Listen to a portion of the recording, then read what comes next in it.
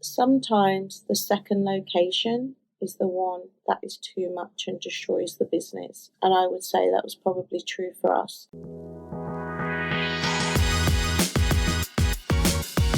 Hello and welcome to the final episode of our 40-Minute Mentor replay series. When we had serial entrepreneur Sharmadean Reid MBE join us on series 6 of the podcast, she was only in the early stages of building the Stack world. Now it's one of the most popular brands, powering communities, supporting mission-driven women on their leadership journeys. So we couldn't think of a better person to finish this series with. Sharmadean's story is so inspiring, and this episode is packed full of incredible insights from her entrepreneurial journey, which she started before it became a more common path to take. So let's dive straight in and hear more about the origin story of the Stack world.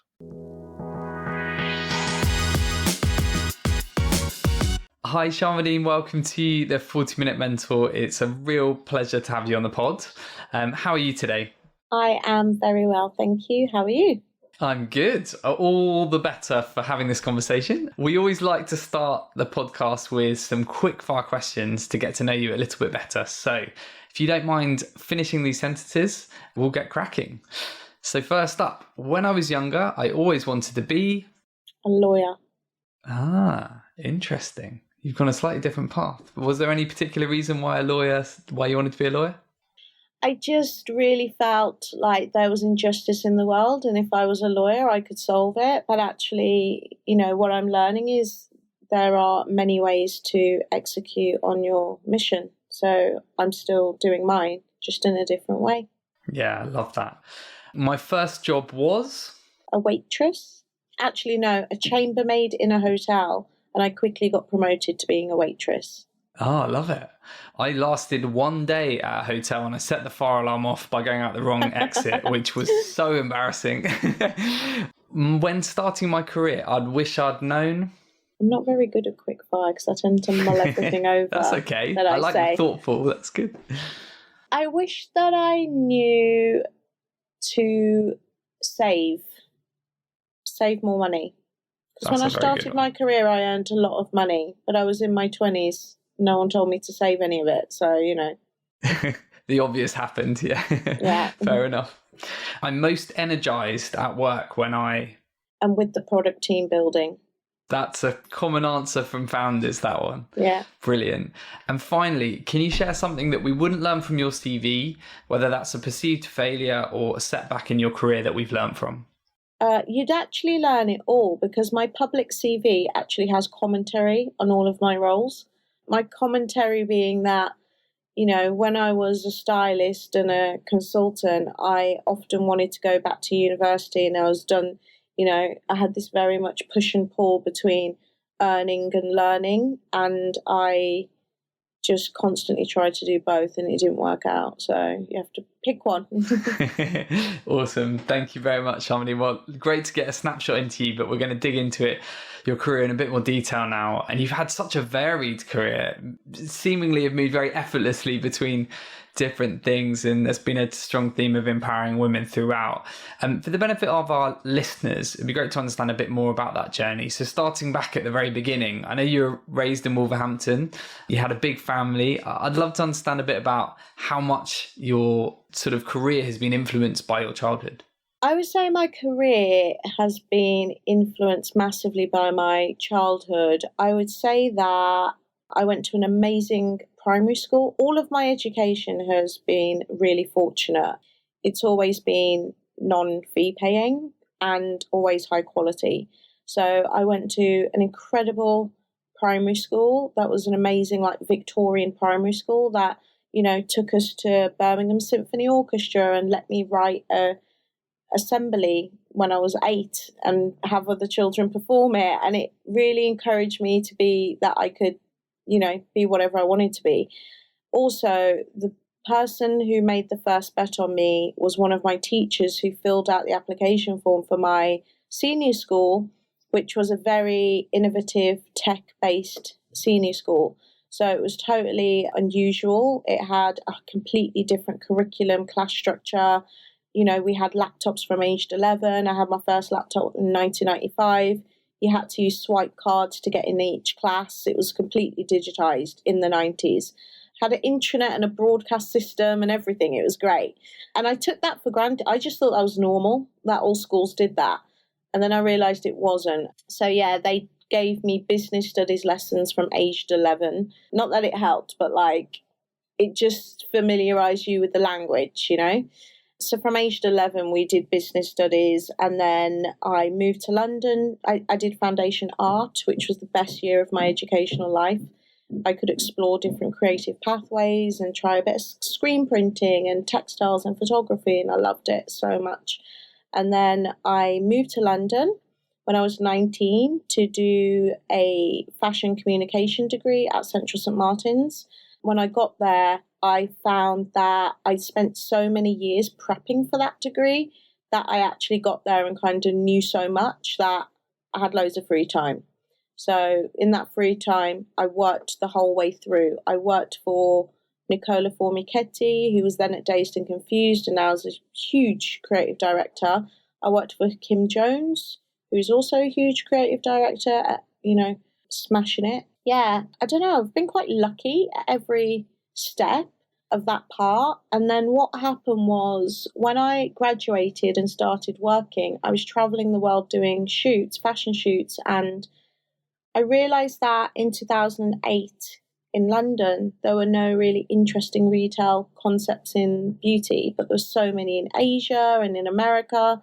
2008, there was no flat white, no Instagram, no influencers. Do you know what I mean? It was a very different landscape. Life before influencers. Yeah, life before flat whites and influencers. So I thought, with my money, because I told you I was earning loads of money, I didn't really know what to do with it. I was like, I'm going to open a shop, like a nail salon, and it's going to be like, a clubhouse for my friends. So opened it and it just took off like crazy. And that's basically the start of my entrepreneurial journey, was with a nail salon that really changed culture, not only in beauty, but in the whole women's entrepreneurial movement.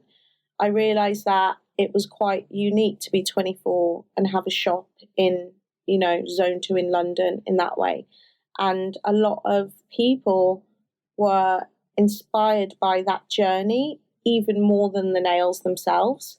So even though we had this fully functioning, amazing nail salon, it kind of became the mecca for anyone who wanted to start their own business and just kind of pick up on that energy, that vibe. And I realized that actually what the salon did was connect like-minded women. That it was like you were into something a bit alternative, a bit cool. You go to what, you knew that you would meet someone else there who kind of was like you. But then I saw a really growing tech scene in London. So now we're talking like 2009, 10, super early. I'd never even heard, people never really said the word entrepreneur, or startup. I think Courier magazine had just started, flat whites had now come. So there was like coffee shops Praise and Courier Lord. magazine. Yeah. Coffee shops and Courier magazine and kind of a bit of a scene. And I thought, oh, this is interesting. We've been using social media to grow our salon to an international audience, and no product really does that. So salon software at the time was still very, very old school. It still is, to be honest. And I was like, I'm using Instagram and Tumblr to drive traffic to a terrible booking system. Wouldn't it be cool if I could build a visual booking system?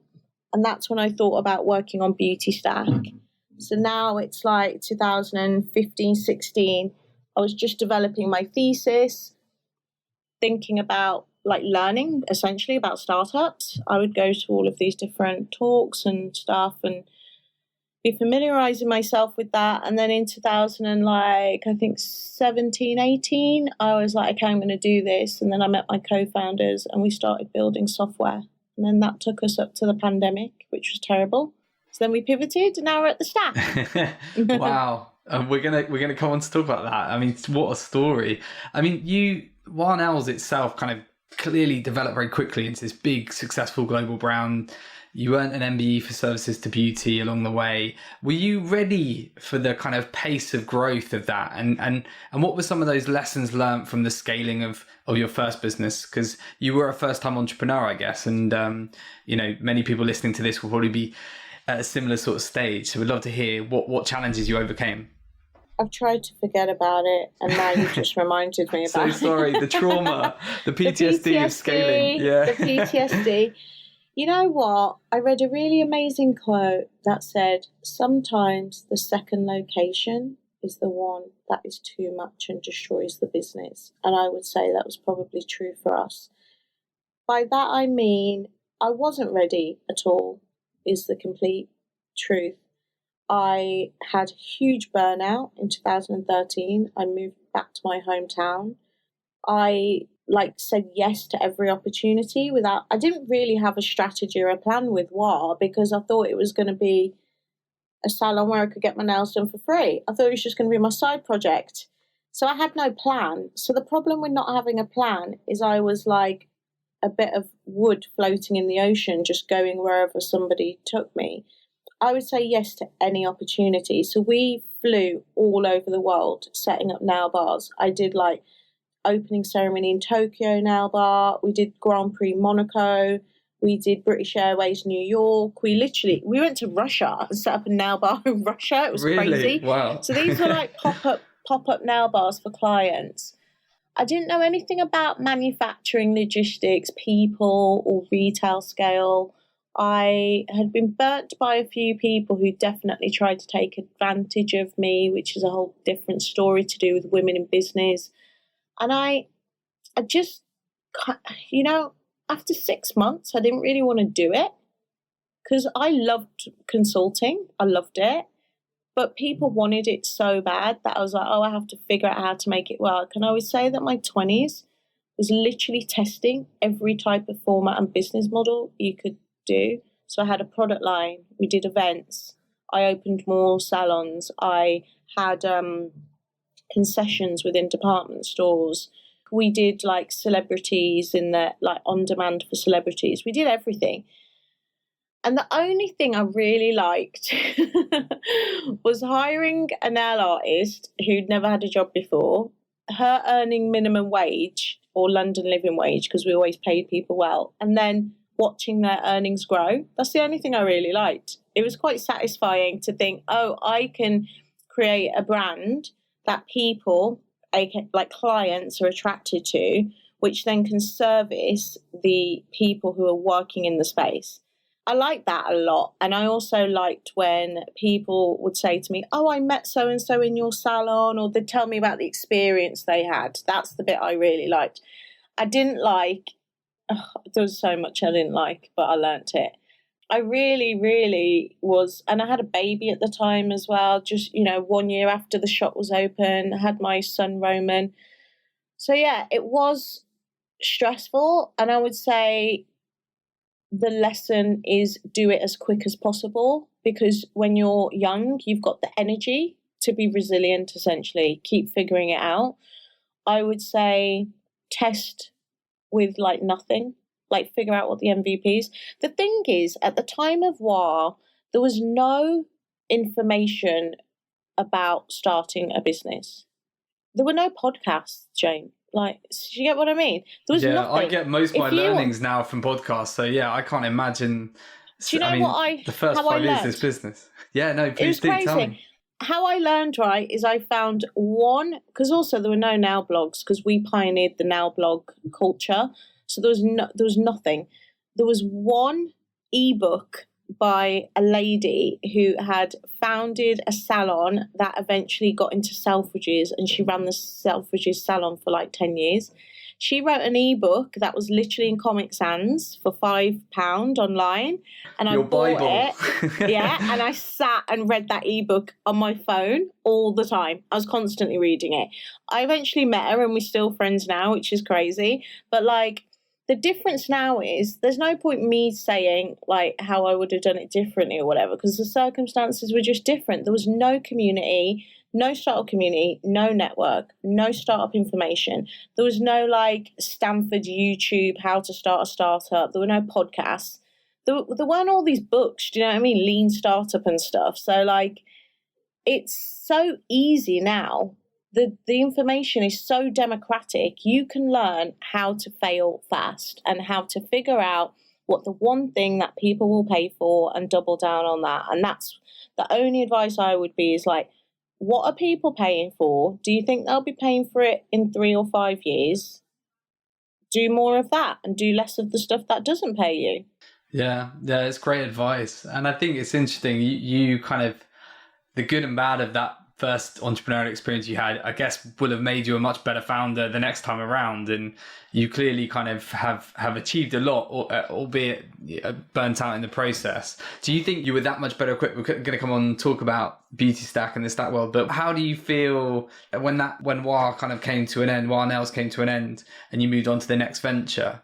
Did you feel more ready for it the next time around? Not at all. Oh, really? I think that something that doesn't get spoken about enough is, can I explain it? I don't even know if it's got a name for it, but like business trauma, in the same way that, let's say that you're on a therapeutic journey, right? And you start learning how your negative core beliefs that emerged in childhood determine how your relationships are with loved ones, friends, family, etc. There's no real business equivalent of that, which says that, like, for example, you know, business trauma that you might have when you're young, or indeed your core beliefs from family trauma, might determine how you act in business. So I would say that my experience with WAH left me very guarded and less collaborative in the first place. It made me think, oh, I don't want to do partnerships, I want to do everything myself. You know what I mean? So it's almost like the same principles that could apply to your personal life, which might be, when I was younger, my parents weren't there for me, so I learned I had to rely on myself, and I'm not good at asking for help with relationships.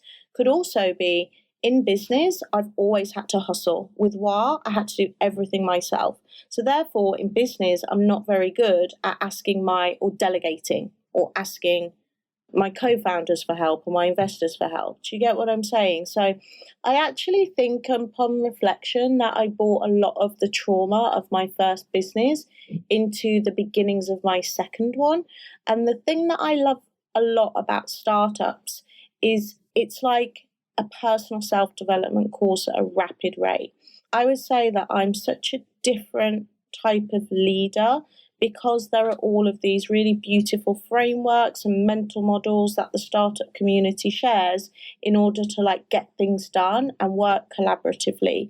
So yeah, I wasn't prepared. The other thing I would say about not being prepared is startups are completely different. In fact, tell a lie, VC-backed startups are completely different to anything else.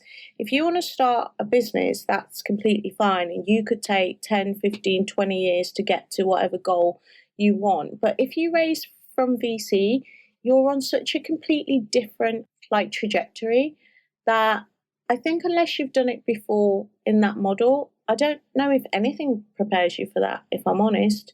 It's like the rapidness of it is really overwhelming. It's really tiring.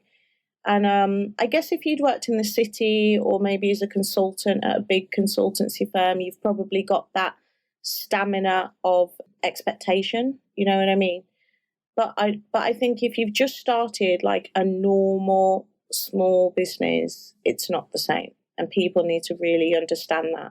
That's great advice, and thank you for your honesty on that. There's some really interesting learnings there, I think, for anyone listening to this with aspirations of raising from it's a full-on process, isn't it? You touched upon your leadership style has evolved over the years, and I can totally understand the trauma from your first experiences can kind of fall into the next ones. What has been the biggest thing that has evolved you as a leader? Has there been one particular thing or one particular person that's helped kind of you on the now that in your latest venture?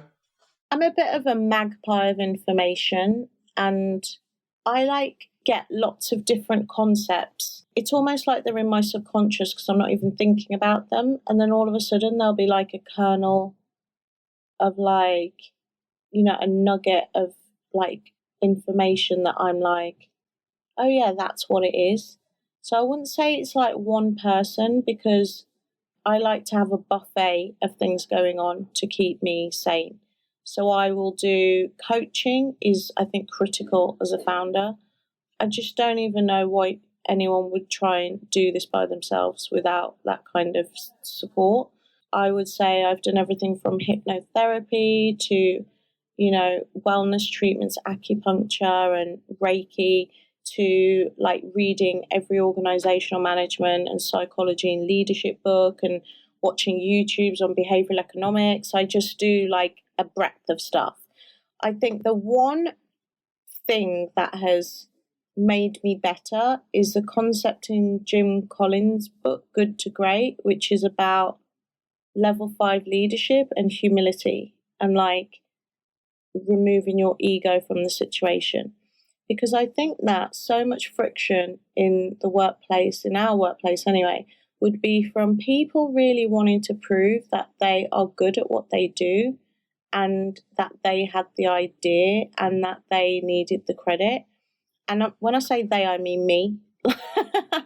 So I feel like, because what happens is it builds up resentment if you don't feel that you're appreciated in the workplace. So I kind of try to, and I still have to work at it, I'm not like complete enlightened here. I try and remove my ego from the situation, that actually it doesn't really matter that I am like get constant positive affirmation that I'm doing a good job, right? The company being successful is the positive affirmation. That's the only thing that matters, nothing else. So like if I'm in a meeting, I will try and always call out and give credit to whoever's done the relevant piece of work. I don't need to explain. There's so many times, like for example, if somebody, our team has been with us for a long time actually, but like when we were first starting and people were kind of coming and going as we kind of found our right cultural fit, if I was to let someone go, I'd want to give them like a mini lecture on what my thoughts were on their career. And I was like, that's your ego. You don't need to do that. Do you know what I mean? So yeah, I would say the idea of humility in level 5 leadership and knowing it's not about you, it's about the company being successful, and that's your only responsibility, is the thing I always go back to. Thank you, Sharmadean. I feel like we've got to talk about your latest venture, the Stat World, and I'd love to learn a bit about how it came about and how you've managed this in very trying times over the last 18 months with the pandemic. I'm sure our listeners would be fascinated to learn all about it. Yeah, it was really stressful, to be honest. So like everybody in March, we just thought this was going to be a little 3-week thing. We had raised quite a large seed, like a flashy seed. We had been in like a closed beta group for 2019. We'd worked through all the kinks and the bugs. We were about to do open access in 2020, and then the pandemic hit. And it was funny actually, because I was just looking at the stats for a debt that we're doing, and we still grew 60% on the year before, even with the pandemic, with no. That's amazing. Yeah. Amazing, but not. It's funny because you can be like drowning in self-pity, and then you look at the data and the data is actually positive, but yeah, I was telling a negative story because that's how it felt, but actually it was good. We even really, like in the pandemic, we couldn't do anything because beauty had been closed for probably 16 months in total, I think. 14 months beauty had been closed. So imagine 14 months of runway, right? Just like, let me set fire to it. Oh, God, yeah. It's a bit like how I feel about our office that no one's been in for the last 18 months. It's just painful. Same. So it was really painful. But what we did was, during the pandemic, we offered business classes and like Zoom networking events for our users. When we released open access and anyone could sign up, we got like 1,800 supplier signups, which is like 10% of what like some of the biggest players in Europe are in the space of a few months. So, it was exciting, but we couldn't do anything. So I started thinking, okay, what else can we do? What can we do to keep everyone motivated? Because the mental health amongst our community was really bad as well, because they are financially insecure. They're beauty therapists. You know what I mean? So we did these business events and people bloody loved it. And I charged for them really random figures to see what people would pay for. And we did our first event. It was like £45 and like 400 people signed up to it. And I was like, that's crazy. And we're pre-revenue and people are going to pay for this Zoom event. Like, maybe we should be doing this. But I still thought I was going to build a big marketplace. And I thought the pandemic was only going to be a few weeks. So I would say if this were to happen again, I would have pivoted way quicker. It's funny, actually, because I was talking to an investor the other day who asked the question. He was like, we had a startup that was in the restaurant business and the revenue went to zero. And within a month, they had home delivery, blah, blah, blah, going. He was like, what took you so long? And I said, has that founder started a startup before? And he went, yeah, he's a third-time founder. Da, da, da. And I was like, well, surprise, a bloody surprise. Like, you know what I mean? Yeah. This is my first ever economic crisis as a business owner. I've never experienced this before. I've never experienced, not just as a business owner, but we as a generation are completely fortunate in the West to have never been through any sort of world crisis. Like, as a, young, even the 2008 crisis didn't, like, I wasn't part of the economic landscape in that time. It didn't really affect me in that way. So I was like, so this is my first big world event, my first big economic crisis, my first startup. Like, of course, next time I'll know to pivot quicker. Yeah, totally. So yeah, just to go back. So by August, I was a bit also twiddling my thumbs a little bit, and I was thinking about how women had been very adversely affected by the pandemic. McKinsey did an incredible report on it, how COVID had affected women more.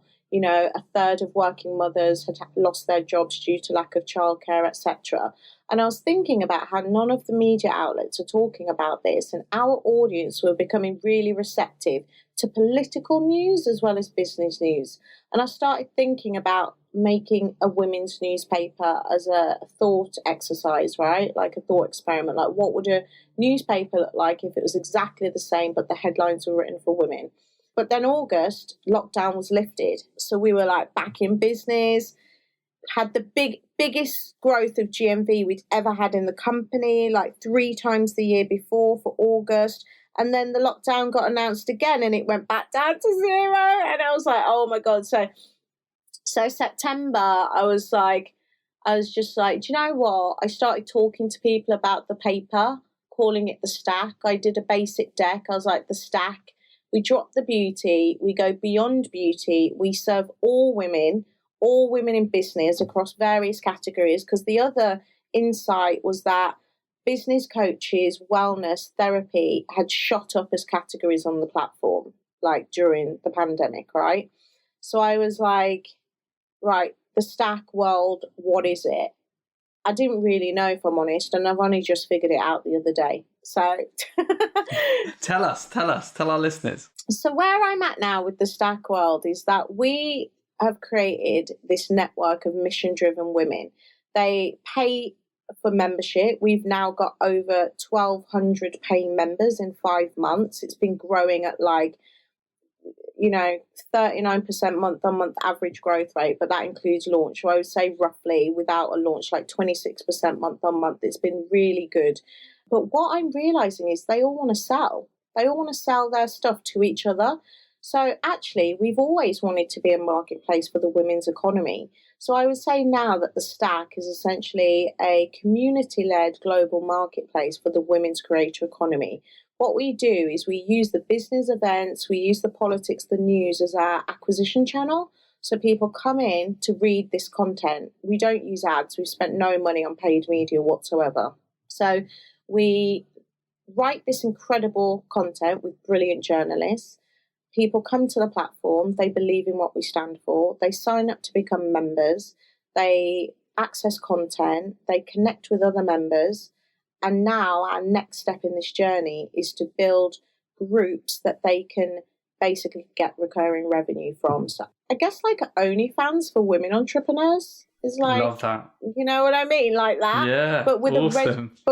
but we give them a ready-made client base because we have the membership community. So a lot of these creator economy platforms rely on the creator to already have an audience. They don't necessarily help them grow their audience. You know, it's actually quite hard to find people on like Gumroad or Patreon or anything that is like if you just want to discover. So yeah, I'm really excited about it actually. We're launching the first version of this feature next month, September 2021. And yeah, what I'm hoping is that people see the stat world as this like global marketplace where women can trade with other women. I was like, can we recreate what capitalism looks like in a feminine era? And how can we lift the global GDP of women's contribution, you know, to the economy? That's kind of my thing. So yeah, it's going. What a mission! Oh, I'm very excited for you, Sharmadean. That sounds incredible. And this is a prime example of how much you've done for female empowerment alongside your business. Like, what fundamental changes do you want to see in the years ahead? Because it feels like there's a bit of momentum here, but there's still so much to do. There is not a single gender equality stat that is equal that I've seen of note. There's not one in fundraising. There's not one in board seats. There's not one in world leaders, in governments. You know, our government is still like 30% women. Our boards are 30%. People want to celebrate these small wins. I'm like, yeah, 30%, but there's still 20% missing. You know what I mean? And actually, you probably need 60% to overcome like millennia of patriarchal thinking. Do you know what I mean? So you probably need to over-index on women. So I would just like to see a future where everything at public level represents the citizenship, you know what I mean, of the who they're serving. Yeah. Just absolutely. It's really simple. It's quite simple. We are half the population. Can we just have half representation? That's all I want. So yeah. Yeah, I mean, it shouldn't be too much to ask, but I guess we've got, as you said, millennia of this not changing, but I'm hopeful for the future. So I guess it's people like you and your businesses that are helping to move the needle on this. Sharmadean, I could talk for hours, but we're nearly at the end here, so we're going to wrap up with our last 3 questions. This is the 40-minute mentor. Do you have a mentor yourself? And if there was one person in the world that could be your mentor, who would it be? I don't have a mentor per se, but I have a roster of incredibly supportive people, many of whom are men, who want me to get to the next stage and, you know, helping sponsor me in those ways. If I could have a mentor, kind of changes all the time, to be honest, to who I'm currently obsessed with. Actually, if I could have a mentor, I just finished this book by Professor Linda Scott called The Double X Economy.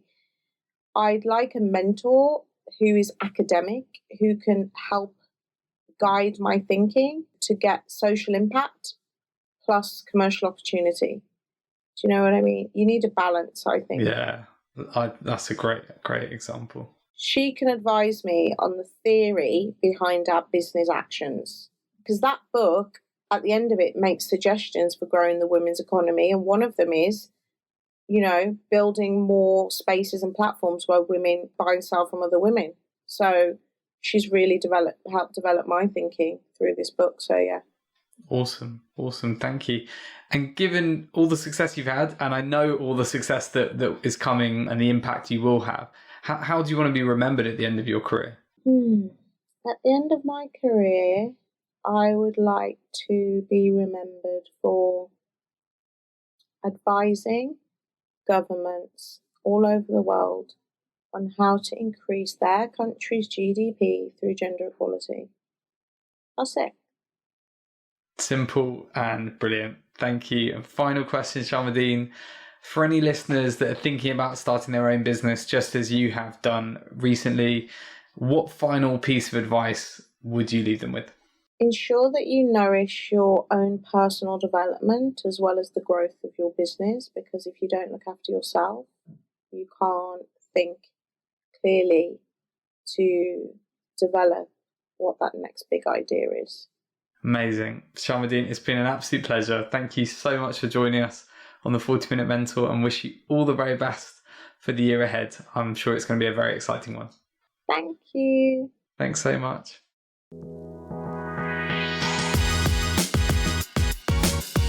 Thank you so much for tuning back in. I really hope you enjoyed today's 40-Minute Mentor episode. And if you're after even more mentorship, then please make sure you look through our podcast archives of over 200 episodes. And if you're enjoying 40-Minute Mentor, we would love to hear why. We read every single review that you leave us, so please consider taking 1 minute today to head over to ratethispodcast.com/40mm or your favorite podcast platform to let us know what you're enjoying about the pod. And if you have any feedback on how we can make it even better, please reach out to our head of marketing and 40-Minute Mentor producer, Hannah, on hannah@jbmc.co.uk. We really can't wait to hear from you.